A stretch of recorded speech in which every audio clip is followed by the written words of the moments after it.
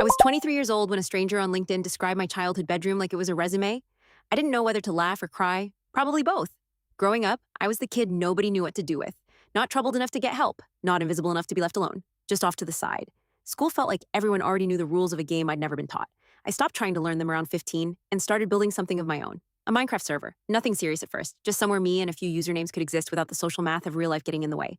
But I couldn't leave it simple. I taught myself Java from YouTube tutorials, built custom economy systems, automated quest lines, a reputation mechanic that tracked how players treated each other. I was 15, running patch updates at 2 a.m., and the only person who noticed was my dad, walking past my room, seeing the monitor glow, saying the same thing every time.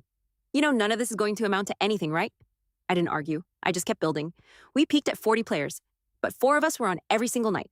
Archer 99, Lunafrost, Greywall, Duskmapper. None of us ever met in real life. None of us needed to. Meanwhile, everything outside the server got quieter. My cousins stopped including me. My dad and I ran out of things to say. I missed my cousin's wedding because I had a server migration scheduled and genuinely didn't think anyone would notice. They noticed. Nobody said anything. That was the worst. Then they started leaving, one by one. Lunafrost got a job. Greywall moved in with his girlfriend. His last message was a voice clip of him laughing, saying he was finally a real adult.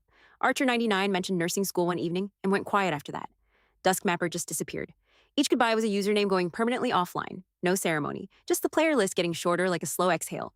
By 22, I was logging into an empty server. Still running updates, still fixing bugs nobody would ever hit.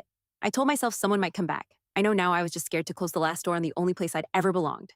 The recruiter's message came on a Tuesday. She'd found a GitHub repo I forgot I'd made public, a plugin I built at 17 to manage the server economy. She said her company needed someone with experience in systems architecture and automated logic pipelines. I read it 3 times thinking she had the wrong person. Then she sent me the link, my username, my code, 11,000 lines of it. She was describing the server, every system I'd built at 2 a.m. while my dad shook his head in the doorway. It had a name now. Apparently, it was worth something. I got the job. First interview, they said I had more hands-on experience than candidates with computer science degrees. I called my dad that night. First real conversation in 2 years. Long pause after I explained it. Then, so all those nights in your room actually meant something. Not an apology, but the closest I was going to get. Archer 99 is the only one I still talk to. Found him on LinkedIn. He's a nurse now. We got coffee last spring, first time meeting after 7 years online. Strange and easy at the same time. I told him I kept the server running even after everyone left. He went quiet, then said, I didn't know you were still there. Neither did anyone else, but I was. I always was.